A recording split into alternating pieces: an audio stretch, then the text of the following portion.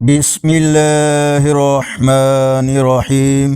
السلام علیکم ورحمۃ اللہ وبرکاتہ۔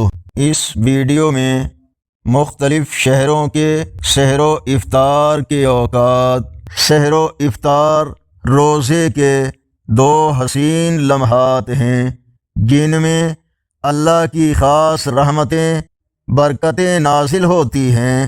سحری ماز کھانے کا انتظام نہیں بلکہ نبی کریم صلی اللہ علیہ وآلہ وسلم کی سنت ہے۔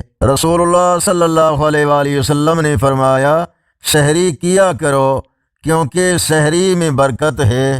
اللہ تعالیٰ کا فرمان اس ویڈیو میں شامل ہے۔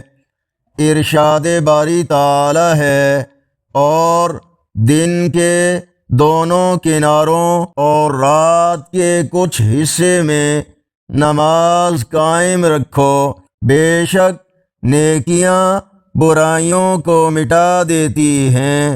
سورہ ہود آیت نمبر 115۔